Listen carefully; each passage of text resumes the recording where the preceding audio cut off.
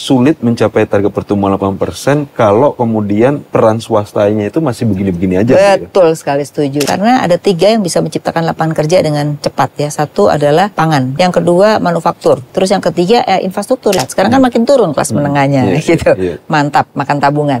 APBN ini itu harus lebih banyak nanti main di insentif daripada berinvestasi sendiri gitu.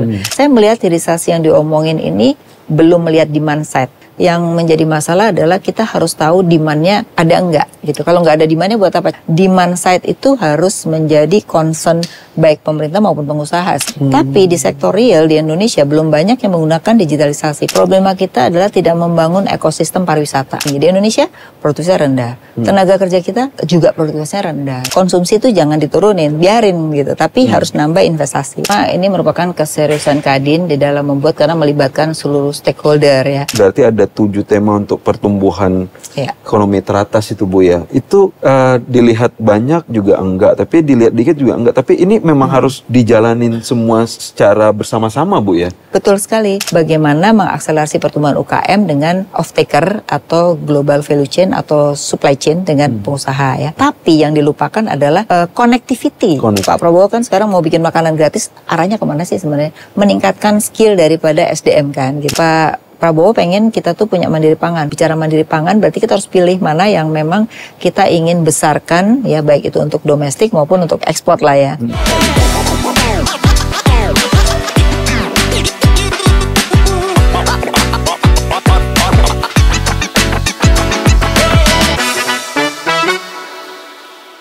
Halo Sobat Kadin, selamat bergabung dalam podcast 8% Bisa. Persembahan Kadin Indonesia, satu-satunya organisasi dunia usaha nasional yang juga akan mendukung target pertumbuhan ekonomi 8% di pemerintahan mendatang. Kali ini kita akan sama-sama membedah tentang target pertumbuhan ekonomi 8% dan apa yang bisa dilakukan bersama-sama. Sebelumnya, perkenalkan nama saya Yura Sahrul, pemimpin redaksi Kata Data yang pada hari ini mendapat sebuah kesempatan diundang menjadi host untuk episode pertama podcast 8% Bisa ini. Dan di episode yang pertama ini sebuah keistimewaan juga bagi saya karena saya di sini ditemani oleh Ibu Afiliani, seorang ekonom senior yang juga adalah Wakil Kepala Badan Kebijakan Moneter dan Jasa Keuangan Kadin Indonesia. Halo Ibu Afi. Halo, apa kabar? Sehat ya, Ibu? Alhamdulillah Mas Ira, sehat selalu. Iya. Ibu Afi, kita pada hari ini akan berdiskusikan tadi sesuai dengan tema mengenai 8% bisa. 8% ini maksudnya pertumbuhan ekonomi Indonesia 8%. Karena yang berkembang di luar sangat banyak sekali orang bertanya-tanya begitu. Pertumbuhan ekonomi 8%. Karena selama 10 tahun terakhir ini kita sudah familiar dengan pertumbuhan ekonomi 5%. Betul. Ini 8%. Yang itu which is mungkin naik sampai 50% dibandingin yang kita udah jalanin selama 10 tahun terakhir ini. Jadi ini memang sebuah topik yang tentunya sangat menarik sekali untuk dibahas. Tapi ini memang target pertumbuhan 8% ini adalah sesuatu yang merupakan agenda utama dari Presiden terpilih yang dalam hitungan hari Minggu nanti lusa berarti itu akan dilantik menjadi presiden bersama Bapak Gibran sebagai wakil presiden yang kemudian akan membentuk sebuah kabinetnya yang kemudian akan menjalankan agenda-agenda pemerintahan, visi dan misi yang dituangkannya itu dalam sebuah astacita dan itu adalah untuk goalsnya itu untuk mencapai pertumbuhan ekonomi 8%. Nah, terkait dengan pertumbuhan ekonomi 8% ini dan dikaitkan sama Kadin, saya mendengar bahwa kemudian Kadin yang merupakan mitra strategis pemerintah itu merilis sebuah white paper, usulan strategi arah pembangunan bidang ekonomi tahun 2024-2029. Mungkin boleh diceritakan Bu Afi, apa sih sebetulnya white paper ini, latar belakangnya segala macam. Jadi white paper itu sebuah dokumen yang disiapkan oleh Kadin ya untuk supaya dokumen ini bisa dimanfaatkan oleh pemerintah karena pemerintah kan merupakan mitra strategis bagi Kadin dan Kadin juga merupakan mitra strategis bagi pemerintah karena Kadin ini kan anggotanya ada asosiasi, ada kadin-kadin di daerah gitu ya, dan juga di pusat ya, yang sebenarnya ini mengayomi cukup banyak para pengusaha. Sebenarnya kalau mereka bisa bersatu dan mereka bisa berinvestasi itu luar biasa. Pertumbuhan 8% mungkin bisa terjadi gitu. Karena kalau selama ini mungkin pemerintah nggak akan mampu untuk melakukan sendiri investasi ya, apalagi cuman BUMN gitu. Tapi bahwa harus ada pemerintah, BUMN dan swasta itu bersama-sama. Nah, dokumen ini sebenarnya adalah kita sudah sesuaikan dengan arah pembangunan pemerintah 2004-2009 ya, asta-citanya Pak Prabowo, di mana salah satunya adalah hilirisasi itu akan menjadi unggulan yang diharapkan, dan itu juga dimasukkan di dalam kajian kita gitu. Jadi nanti kita harapkan setelah dilantik ini, dokumen ini bisa bermanfaat buat pemerintah sehingga tahu yang akan dilakukan pemerintah apa, lalu partnershipnya dengan Kadin seperti apa gitu. Nah, kita harapkan dengan dokumen ini nanti mungkin Bappenas, Kementerian Keuangan itu bisa melihat apa sih kebutuhan insentifnya misalnya, lalu kebutuhan policy apa agar sektor-sektor yang menjadi concern pemerintah, karena kan ada pangan, ada energi, ada hilirisasi ya, itu yang menjadi concern pemerintah untuk satu ketahanan pangan kan gitu ya.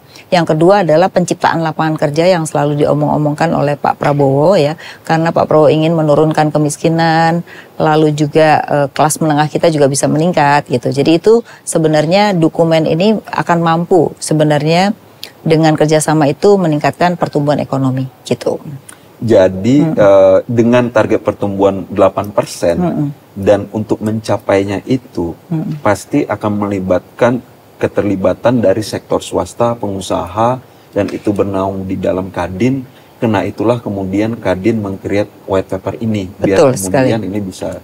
Ini penyusunan white paper ini juga tentunya sudah dikomunikasikan dengan berbagai stakeholder macam-macam atau input segala macam ya Bu. Betul Mungkin sekali. bisa diceritakan Bu? Ya, jadi tadi ya selain tadi dokumen itu juga kita ada kerjasama dengan Kemendagri, yaitu bimbingan teknis kepada anggota DPRD. Jadi supaya mereka juga tahu ada fungsi Kadin itu apa sih. Kenapa? Karena Kadin kan juga ada di daerah. Terus Kadin juga berkontribusi terhadap perekonomian di daerah gitu. Sehingga kita sudah, dan kebetulan saya juga ikut ngajar di DPRD itu ada berapa ribu orang gitu ya, sehingga ini juga kita harapkan awareness mereka dalam hal policy di bidang investasi nantinya gitu ya. Nah, prosesnya gimana? Yaitu kita melibatkan sekitar 1.600 responden ya. Jadi dari pengusaha UMKM, kemudian dari asosiasi-asosiasi, kemudian juga dari kadinda di daerah, kita libatkan semua. Jadi ada FGD yang kita lakukan, lalu kemudian juga kita berikan kuesioner. Jadi kita berbagai model lah ya, tidak hanya satu model. Supaya apa? Supaya keterlibatan mereka itu terhadap Kadin itu mereka merasa dilibatkan, dan nanti kalau ada kebijakan-kebijakan atau kerjasama mereka merasa keterlibatan itu ada. Kalau enggak kan berarti mereka merasa bahwa white paper ini saya nggak ikut serta ya. Bahkan kita mengadakan sampai 40 kali focus group discussion ya. Itu kita sehari itu bisa sampai 3-4 gitu, dan kita juga minta sebagai moderatornya adalah Kadinda juga gitu. Jadi tidak hanya pusat aja, tapi daerah-daerah juga kita libatkan untuk menjadi moderator, kemudian mengundang pengusaha di daerah gitu. Jadi ini juga menarik di dalam proses ya, dan keterlibatannya itu cukup banyak lembaga. Ada lembaga independen ya, jadi misalnya kayak 5P Global Movement, Boston Consulting ya, Daya 5, Hukum Online dari media juga kita ajak. Lalu ada Indonesian Business Council yang juga di situ ada para pengusaha juga.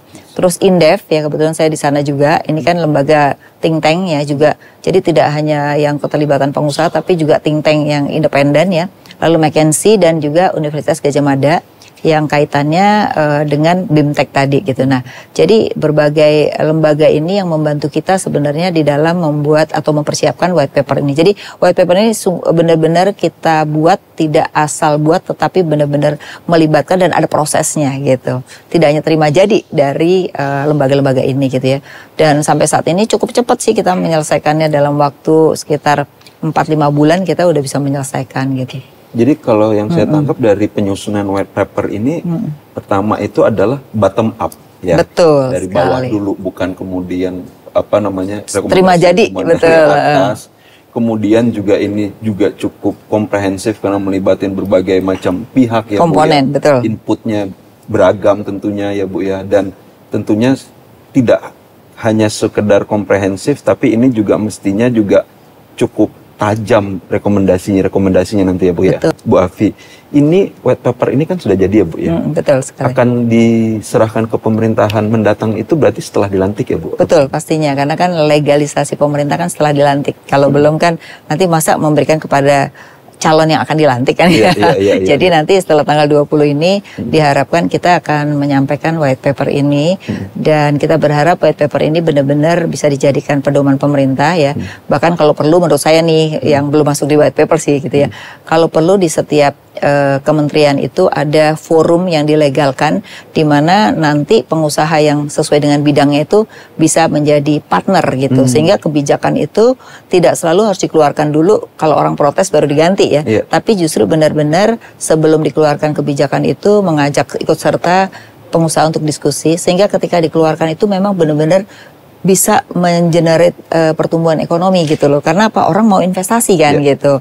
Orang mau investasi kemudian menghasilkan pertumbuhan ekonomi baik dari sisi supply maupun demand. Karena selama ini yang kita lupa itu bicara demand side. Kebanyakan policy itu di sisi supply side. Nah, kita berharap juga ke depan ini 8% ini tidak hanya bicara supply tapi demand. Kenapa? Karena pertumbuhan ekonomi kita jangan lupa loh 57% itu dari konsumsi. Tapi kita nggak pernah mikirin demand-nya itu berubah apa enggak gitu kan. Baik demand domestik maupun demand secara ekspor. Karena perubahan itu signifikan. Dari negara maju pertumbuhan ekonomi dari sisi demand. Sekarang tuh di negara-negara berkembang lain. Tapi kalau saya lihat data, ternyata ekspor kita tuh masih pada negara maju, negara berkembang lain tuh belum. Nah ini kan market baru kan.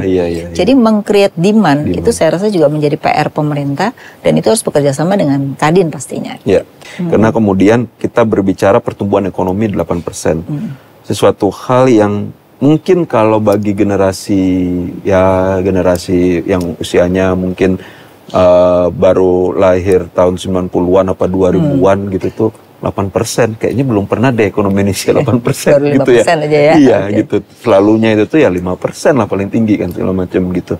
Nah padahal kalau berdasarkan catatan saya dan data juga, Kadin juga udah pernah menyampaikan sebenarnya, bahwa sebenarnya ekonomi Indonesia itu memang pernah tumbuh 8% loh gitu, bukan melulu 5% gitu. Tapi waktu itu mungkin ada term on conditionnya bahwa itu memang tidak didrive oleh konsumsi ya Bu ya, oleh mungkin soal booming oil kali. Nah itu mungkin bisa bisa Ibu Afi ceritain. Jadi kita kan memang masih pada resource base ya, untuk ekonominya, pertumbuhannya. Jadi sekarang pun juga masih pada batubara dan CPO gitu. Jadi memang resource base inilah yang membuat ekonomi itu bisa tumbuh tinggi. Kenapa? Karena kebutuhan ekspor itu menjadi tinggi ya. Tapi kemudian kan resource itu makin lama makin langka ya.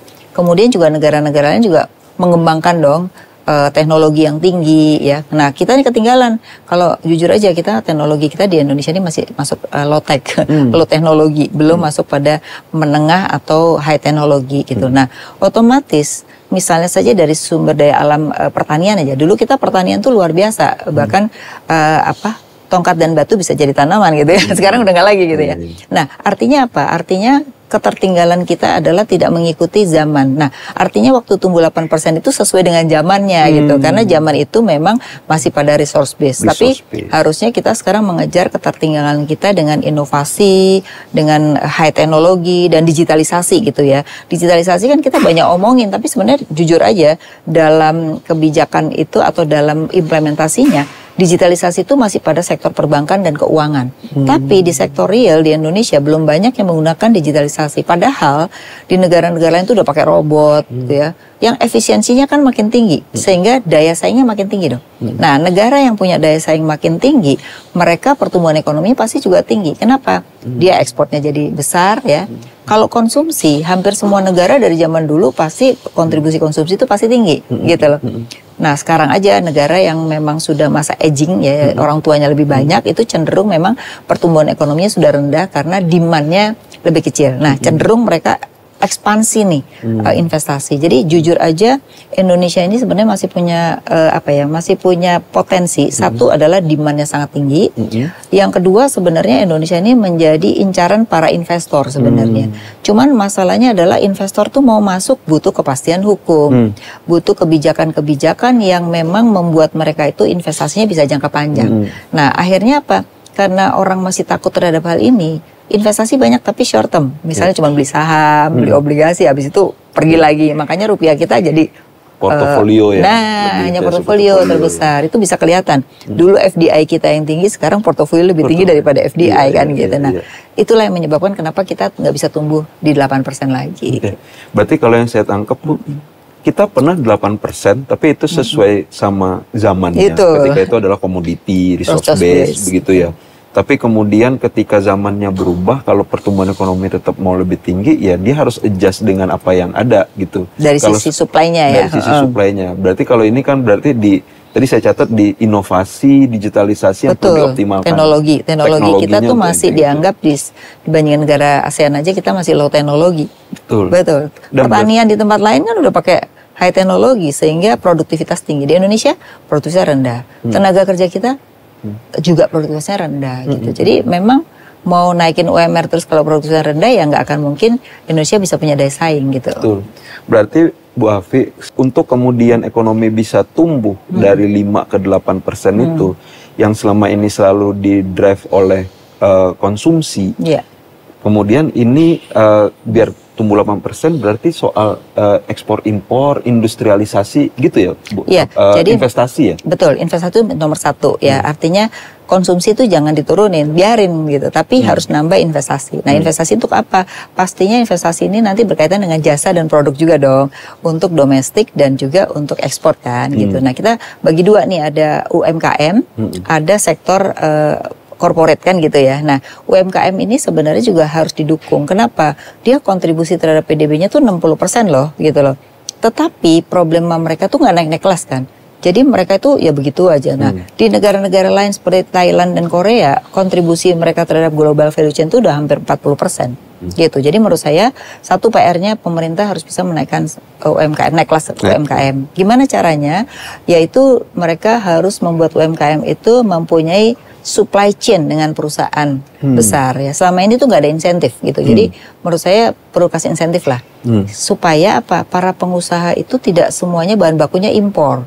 Sebenarnya itu bisa diambil dari UMKM kita gitu loh. Jadi mereka hidup sendiri-sendiri nih, UKM jalan sendiri, pengusaha sendiri. Nah, yang bagus tuh UMKM naik kelas tuh kalau dia ada off taker ya. Jadi satu adalah bagaimana mengakselerasi pertumbuhan UKM dengan off taker atau global value chain atau supply chain dengan pengusaha ya. Lalu kalau infrastruktur saya rasa sekarang udah ada pembangunan infrastruktur yang luar biasa. Tapi yang dilupakan adalah connectivity antara satu infrastruktur dengan infrastruktur yang lain gitu. Jadi nggak misalnya saya pengen bangun di sini nggak begitu. Tapi kita harus membangun yang namanya ekosistem. Gitu ekosistem. Jadi kalau contoh ekosistem tuh gini, kalau kita membangun pabrik di suatu tempat, itu kan ada pelabuhannya, ada transportasi daratnya, sehingga gimana nanti barang itu mulai diproses sampai jadi itu gimana. Nah, itu yang tidak terjadi di kita. Jadi separuh-separuh gitu. Nah, ini menurut saya adalah infrastruktur yang terkonektivitas antara satu dengan yang lainnya, gitu ya. Kemudian kesehatan dan pendidikan ini penting karena Pak Prabowo kan sekarang mau bikin makanan gratis, arahnya kemana sih sebenarnya? Meningkatkan skill daripada SDM kan gitu. Jadi ini juga menurut saya perlu, yang sekarang udah terlanjur nih, yang udah terlanjur kan nggak bisa diapa-apain, nggak bisa ditingkatkan pendidikannya ya. Mungkin vokasi atau skill dengan cara pelatihan ya, itu saya rasa ditingkatkan. Dan nggak perlu bikin sendiri pemerintah. Memberikan insentif kepada pengusaha supaya pengusaha yang melatih gitu loh, karena kan yang pakai ntar pengusaha juga gitu. Nah itu yang saya rasa perlu diperbaiki karena sekarang ada namanya kartu prakerja, tapi kan tidak dikaitkan dengan dia bisa kerja nggak, ya abis lulus kartu prakerja udah dia nggak kerja lagi kan gitu. Nah ini saya rasa penting, jadi membangun sumber daya manusia yang berkualitas ya, supaya kelas menengah kita tuh semakin meningkat. Sekarang kan makin turun kelas menengahnya gitu, mantap makan tabungan. Nah kemudian manufaktur yang berikutnya, manufaktur ini yang selalu Pak Prabowo ngomong hilirisasi gitu. Nah saya melihat hilirisasi yang diomongin ini belum melihat demand side. Nah jadi Kadin berharap hilirisasi didukung oleh kita karena hilirisasi di sektor pertambangan itu akan memberikan nilai tambah yang besar. Tetapi yang menjadi masalah adalah kita harus tahu demand-nya ada enggak gitu. Kalau enggak ada demand-nya buat apa? Contoh misalnya, kan 2025 ini pembangunan mobil listrik sama baterai ya. Sekarang ini kan dibolehkan import merek lain kan. Nah, nanti jangan-jangan pas bangun udah nggak laku karena mobil merek lain udah masuk gitu. Nah, jadi demand side itu harus menjadi concern baik pemerintah maupun pengusaha sih, supaya apa yang kita bangun di hilirisasi itu memang ada demand-nya gitu ya. Terus ada lagi ini juga jangan lupa kita bicara lingkungan ya kan. Kalau kita lihat di World Economic Forum, jadi ke depan itu sebenarnya dari 10 resiko dunia, 5 itu adalah masalah lingkungan. Jadi kalau masalah lingkungan ini nggak diberesin, ke depan itu yang terjadi adalah global warming dan membuat apa? Membuat hampir semua negara akan bermasalah gitu. Nah kita juga. Nah makanya kita kan sedang membangun EBT dan lain-lain gitu ya. Saya rasa ini harus dilakukan secara konsisten. Jangan kadang-kadang dilakukan, kadang enggak gitu ya. Contohnya kalau lagi sawit lagi harga jelek bisa jadi B20. Nanti kalau harga sawit bagus B20-nya lupa misalnya gitu. Nah, jadi harus ada konsistensi. Nah, jadi saya rasa pengusaha tuh mau berinvestasi di sektor berbasis yang hijau gitu ya, tapi juga pemerintah harus memberikan dukungan yang konsisten gitu ya. Saya rasa itu, dan yang terakhir adalah pembangunan ini pangan yang mandiri kan. Pak Prabowo pengen kita tuh punya mandiri pangan. Selama ini kan kita importnya luar biasa besar kan. Nah kalau mau bicara mandiri pangan berarti kita harus pilih mana yang memang kita ingin besarkan ya, baik itu untuk domestik maupun untuk ekspor lah ya. Nah harus kita pilih, jadi nggak bisa kita semuanya pengen dipenuhi dari dalam negeri, nggak akan mungkin. Nggak akan mungkin. Itu sih sektor-sektor yang saya rasa perlu diperhatikan. Iya, saya tadi kalau dari penyampaian Ibu Afi tadi berarti ada 7 tema untuk pertumbuhan ekonomi teratas itu Bu ya. Itu dilihat banyak juga enggak, tapi dilihat dikit juga enggak. Tapi ini memang harus dijalanin semua secara bersama-sama Bu ya. Betul sekali, karena ada tiga yang bisa menciptakan lapangan kerja dengan cepat ya. Satu adalah pangan, karena pangan itu melibatkan 36 juta petani kalau kita bicara pertanian ya. Yang kedua manufaktur. Manufaktur itu kita bicara ada 18 juta orang yang bekerja di sana. Itu udah hampir setengah daripada angkatan kerja kita kan. Terus yang ketiga infrastruktur. Infrastruktur itu melibatkan juga ketenaga kerjaan yang cukup banyak ya, dan sektor pertambangan. Karena tambang itu kalau bicara manufaktur bisa dua kan, manufaktur pabrik biasa sama manufaktur bicara tentang pertambangan. Itu juga luar biasa sebenarnya. Makanya kita tuh perlu, misalnya kalau kita belum punya tenaga di pertambangan, ya perlu yang namanya, kalau zaman dulu tuh ada yang namanya transfer knowledge. Jadi kita panggil asing, tapi dalam 5 tahun kita harus membuat orang Indonesia juga punya kemampuan seperti orang asing itu. Nah kita selama ini kelupaan nih. Banyak kan orang asing selama-lamanya gitu. Tidak ada transfer knowledge yang membuat nanti mereka menjadi penciptaan lapangan kerja di dalam negeri. Itu sih. Jadi kalau yang saya tahu berarti dengan yang poin 3 tadi itu tujuannya adalah untuk menciptakan sebanyak-banyaknya lapangan kerja. Betul, kemudian akan meningkatkan demand side-nya, gitu ya Bu ya? Betul sekali, karena begitu orang itu penciptaan lapangan kerjanya tinggi, dia punya income dong. Kalau orang punya income, dia akan konsumsi kan. Nah begitu dia konsumsi itu berarti meningkatkan demand. Berarti nanti dalam pertumbuhan ekonomi kita, demand kita akan bisa naik lagi. Gitu. Jadi hubungan antara demand side dengan investasi itu tinggi. Kalau nggak ada demand, orang nggak akan investasi kan gitu. Orang mau investasi, investasi itu kan untuk menciptakan barang dan jasa.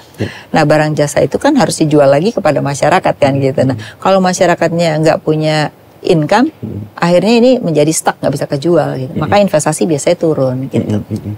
Bu, saya pengen elaborasi lagi sedikit yang soal tadi mengenai ketahanan energi.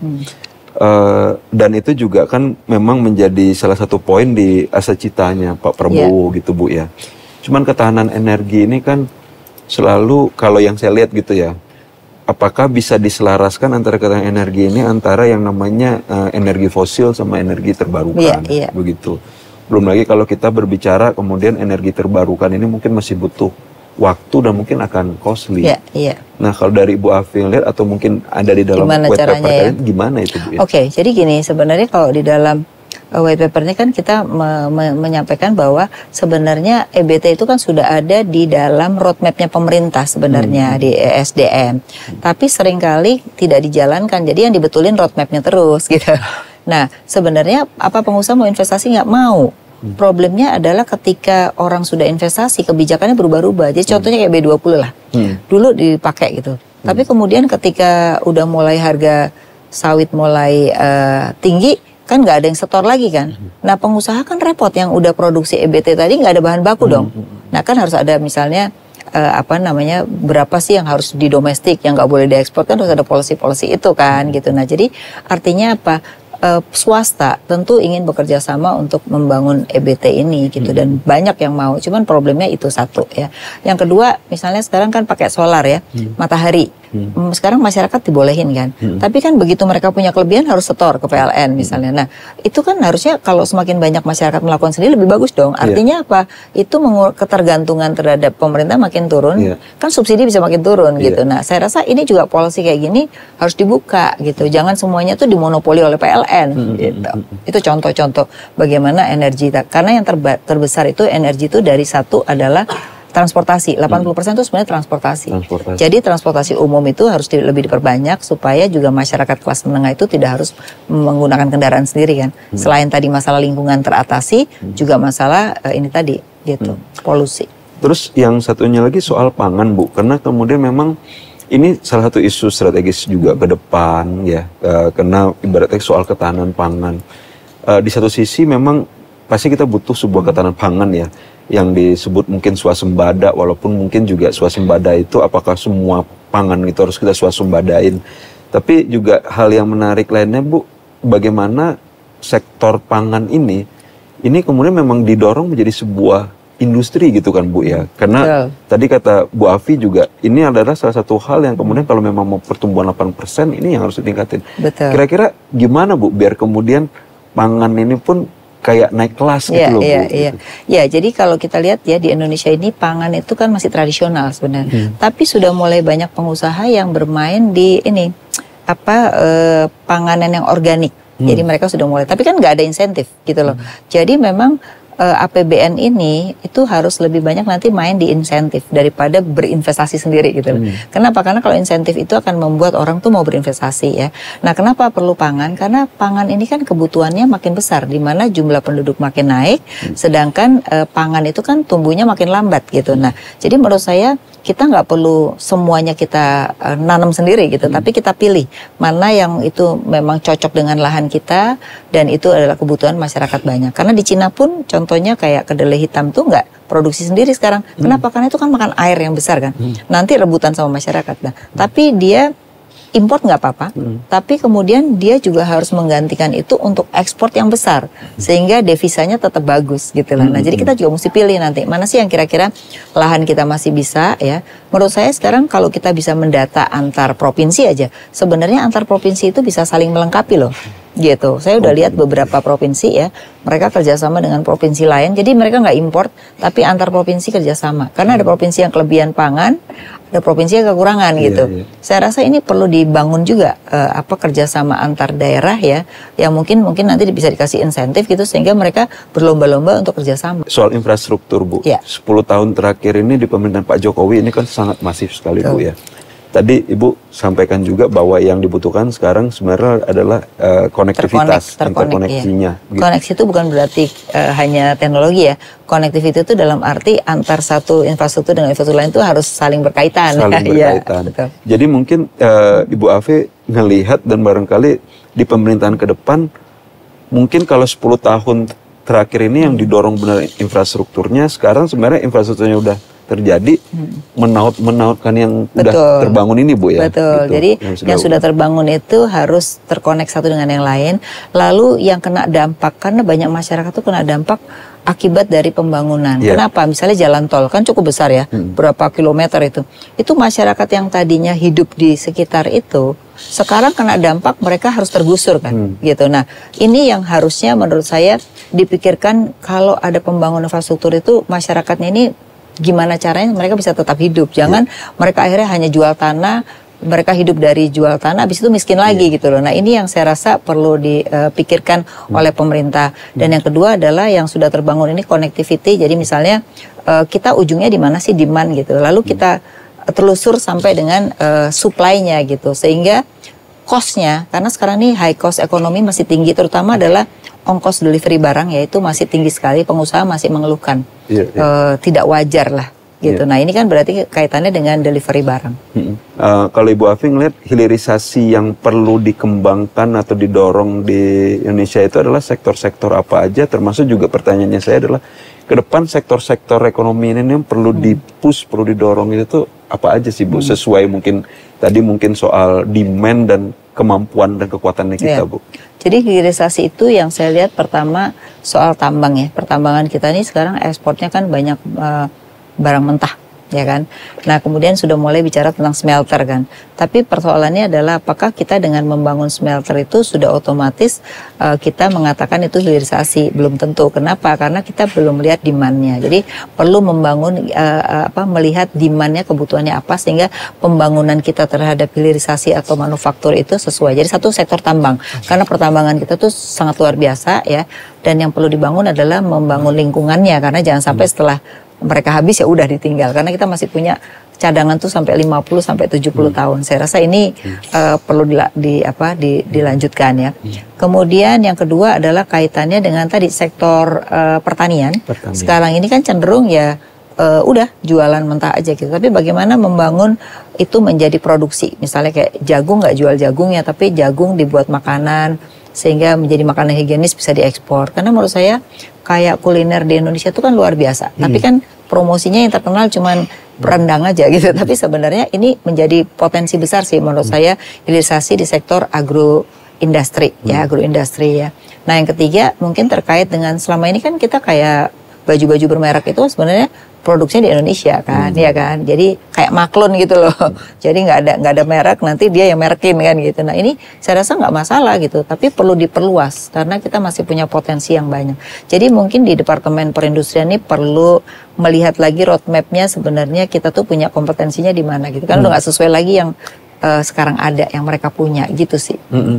Kalau ini Bu, kalau sektor pariwisata gimana Bu? Itu apakah kalau didorong bisa cukup punya kontribut yang besar untuk mencapai target 8% itu? Oh itu sangat ya, karena menurut saya problema di pariwisata kita itu adalah gini, tempat pariwisata udah bagus ya, mereka kan orang suka alam ya. Problema kita adalah tidak membangun ekosistem pariwisata. Jadi misalnya kalau saya pernah pergi ke beberapa negara tuh, mereka itu mewajibkan travel agent itu kerjasama dengan travel agent mereka kan. Dan kita wajib kemana aja tuh, kalau kita ke Thailand, ke Korea gitu diwajibkan. Kenapa? Supaya memperkenalkan negara mereka. Nah kalau di kita, begitu ada tempat itu biasanya malah yang terjadi mereka itu seolah-olah itu punya dia, galakan dia daripada turis gitu. Nah ini jadi akhirnya turis kita jadi jauh lebih rendah daripada Malaysia gitu. Jadi satu adalah membangun ekosistem dari mulai orang mau pergi sampai orang pulang ya, dari mulai akomodasi, tempat wisatanya, transportasinya itu harus satu kesatuan. Nah kita ini agak lemah di situ. Nah itu akan menghidupkan UMKM sebenarnya, karena UMKM di Indonesia itu hampir 60% tuh di sektor kuliner kan gitu. Nah kemudian transportasi itu semua adalah UKM. Jadi kalau mau membesar UKM, selain tadi kita bangun off-taker, kita juga bisa membangun dari sisi pariwisata. Itu UMKM juga bisa naik kelas. Sebelum pertanyaan berikutannya yang mungkin juga fenomena dalam 5 tahun terakhir soal kelas menengah Bu. Ini juga mungkin pertanyaan yang rada iseng juga gitu. Kalau Ibu Afi ngelihat dari apa yang disampaikan tadi, kemudian nomenklatur kabinet juga udah ada, ada kementerian segala macam, kementeriannya dipecah-pecah segala macam, mungkin ada kementerian baru segala macam. Ya mungkin harapannya itu biar bisa lebih fokus. Kalau Ibu Afi ngelihat sendiri dengan apa yang tadi harusnya ekonomi itu digerakkan kemana, itu udah nyambung belum sih Bu? Jadi gini, kalau kita lihat ya, kita tuh terbagi menjadi 4 kategori. Satu adalah kelas atas, lalu kelas menengah atas, kelas menengah bawah, dan kelas bawah. Itu ada 4 kategori ya. Nah yang jadi problem sekarang adalah menengah bawah. Menengah bawah ini adalah pekerja-pekerja yang kena PHK karena COVID ya. Kemudian mereka itu juga dengan adanya teknologi yang lebih cepat berkembang, mereka menjadi korban juga karena orang melakukan efisiensi kan gitu. Nah, kelas menengah bawah ini tidak dapat BLT, sedangkan yang kelas bawah itu dapat BLT. Jadi mereka masih bisa hidup tuh yang bawah. Tapi yang menengah bawah ini yang dibilang tadi mantap makan tabungan. Jadi mereka udah nggak bisa kerja di PHK, terus mereka harus makan tabungan. Nah, ini yang harus kita harus pemerintah saat ini tuh harus pikirkan supaya mereka itu kembali untuk bisa naik kelas ya. Kalau perlu malah jadi menengah atas gitu. Jadi Indonesia ini menarik. Kalau krisis selalu per kapitanya turun. Jadi kita nggak pernah bisa naik jadi kelas negara maju. Karena negara maju kan 12.000 per kapitanya tuh harus 12.000. Nah, sedangkan kita tuh selalu baru naik menjadi 4.500 turun lagi ke 3.500 gitu. Kalau krisis ya. Nanti kalau nggak krisis naik lagi, krisis lagi turun gitu. Jadi kita belum ada keberlanjutan daripada income per kapita kita karena begitu krisis orang kaya makin kaya, orang miskin makin miskin. Kenapa? Karena kalau krisis biasanya kan suku bunga tinggi. Nah, biasanya pengusaha itu malas investasi, lebih ke investasi jangka pendek kan gitu. Nah, ini yang harus kita ciptakan bagaimana tadi daya dorong yang hilirisasi, kemudian sektor tambang ya, lalu UKM naik kelas itu digemakan supaya kelas menengah ini menjadi kembali gitu loh. Nah, jadi PR pemerintah ini dalam jangka pendek adalah mengembalikan kelas menengah itu, yaitu harus menciptakan lapangan kerja. Nah, gimana caranya? Ya menurut saya insentif itu perlu dilakukan supaya sektor-sektor yang bisa menciptakan lapangan kerja. Yang kedua, memang kan kita ada shifting nih, tenaga kerja yang tadinya nggak dibutuhkan sekarang dibutuhkan ya. Nah, ini mungkin pemerintah juga perlu membuat semacam beasiswa. Nah, beasiswa kita kan udah nggak jalan cukup lama ya. Ada LPDP, tapi LPDP kalau saya lihat nggak progres gitu loh ya. Karena apa? Karena kualitas ininya terlalu sulit dan akhirnya tidak menciptakan orang-orang yang berkaitan dengan kebutuhan gitu loh. Nah, saya rasa beasiswa harus dikaitkan dengan kebutuhan tenaga kerja. Apa sih ke depan gitu. Jadi Kementerian Tenaga Kerja ini perlu memapping juga dalam 5 tahun ke depan tuh apa sih butuh tenaga kerjanya. Kalau sekarang enggak, kita tuh sekolah dasarnya cuman kira-kira nih lagi rame komunikasi ya, kita sekolah komunikasi. Tapi sebenarnya belum ada mapping. Nah, saya rasa itu tugas Depnaker yang baru adalah bagaimana memapping 5 tahun ke depan kebutuhan sumber daya manusia sehingga disesuaikan gitu. Lalu yang terakhir juga HRD sumber daya manusia itu menurut saya tidak hanya domestik, dia juga bisa berkontribusi di luar karena ternyata sekarang dengan usia aging negara maju kebutuhan tenaga kerja itu besar sekali di Indonesia. Nah, ini nggak digarap sebagai demand gitu loh. Nah, bukannya kita menjual SDM, tapi paling tidak kalau mereka sukses di sana kan devisanya masuk juga. Gitu. Itu sih. Cara yang dilakukan tadi udah Ibu Afi sampaikan seperti itu gitu ya. Mungkin perlu saya jelaskan. Jadi pertumbuhan ekonomi itu kan sebenarnya apa sih kan orang banyak yang nanya ya. Jadi ada 5 komponen sebenarnya. Satu adalah komponennya konsumsi. Konsumsi itu adalah konsumsi domestik masyarakat ya. Kemudian adalah kedua investasi. Nah, 2 ini yang biasanya kontribusinya paling besar. 2 ini sudah hampir sekitar 80% kontribusinya. Nah, yang lain tuh biasanya adalah ekspor, kemudian import, lalu adalah APBN, konsumsi pemerintah, ya pemerintah. Nah, jadi 5 ini. Nah, pemerintah itu kontribusinya terhadap PDB itu hanya 7% sebenarnya. Makanya perlunya dia hanya insentif. Yang paling besar itu adalah konsumsi, baru investasi. Konsumsi sekitar 55-57%, investasi itu baru 29% gitu loh. Nah, harusnya kan investasi bisa lebih tinggi dari 29% gitu, sehingga ini dipentingkan. Nah, lalu yang ekspor import yang diperlukan lagi adalah peningkatan ekspor tentunya. Kalau import boleh dikurangi dong, karena dengan mengurangi import kita devisanya akan makin tinggi gitu. Jadi 5 komponen ini yang mendasar, tapi 2 ini yang paling sebenarnya bisa mengenerate. Nah, Kadin sebagai anggotanya adalah para pengusaha, itu sebenarnya bisa berkontribusi terhadap yang ini, yang kedua, yang investasi. Jadi investasi yang sekarang mungkin cuma 29%, mestinya bisa tumbuh tinggi lagi dengan yang harapannya 8% tadi.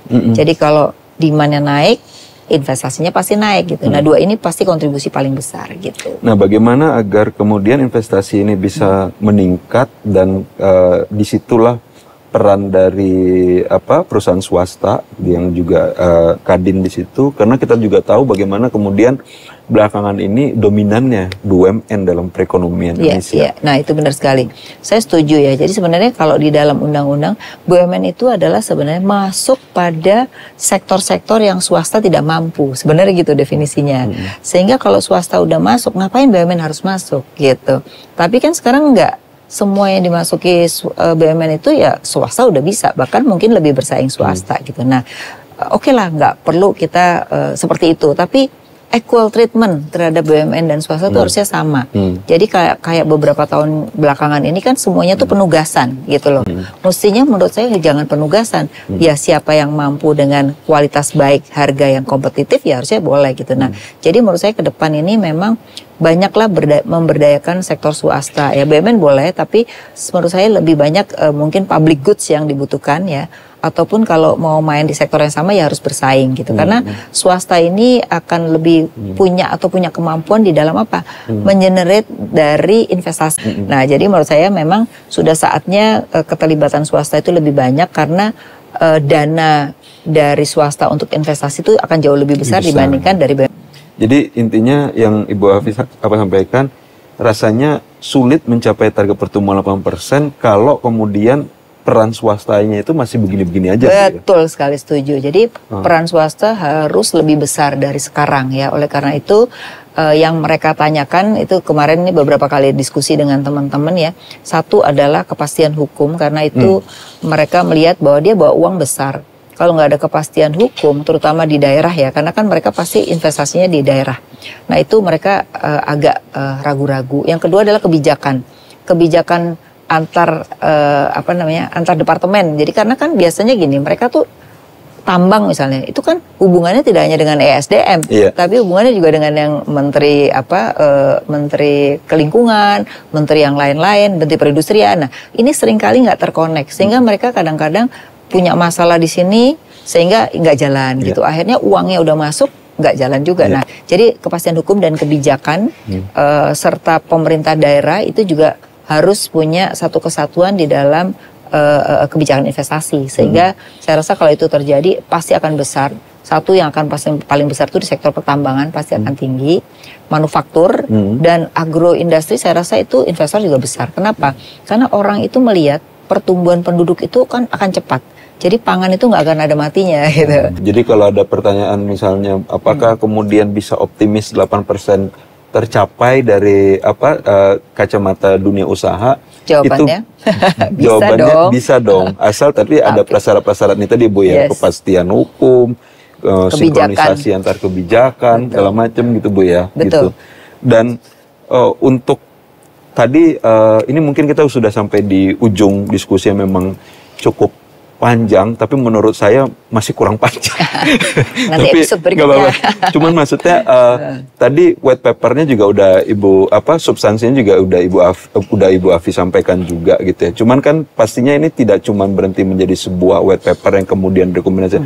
Bagaimana menurut Ibu Afi agar apa yang ada di dalam white paper ini ketika diabsorb oleh pemerintahan yang akan segera berganti ini, itu kemudian memang bisa diimplementasikan Bu, dan bisa jalan. Betul. Jadi pertama ini merupakan keseriusan Kadin di dalam membuat, karena melibatkan seluruh stakeholder ya.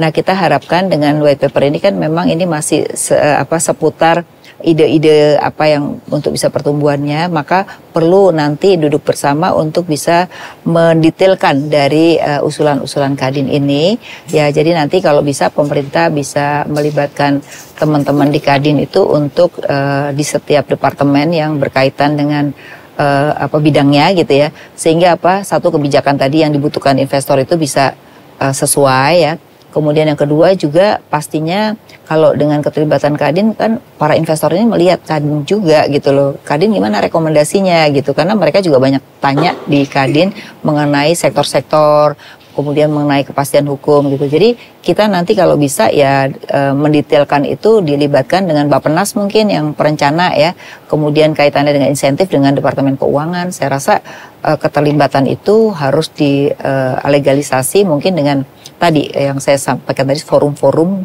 yang nanti forum itu tidak hanya sekedar asal ketemu aja, tapi forum itu benar-benar sebagai partner kerja dalam keseharian pemerintah. Karena pemerintah punya keterbatasan dalam membuat kebijakan, mereka mungkin taunya teori, tapi lapangan yang lebih tahu adalah pengusaha. Ya. Jadi seperti tema program podcast ini tumbuh 8% bisa Bu?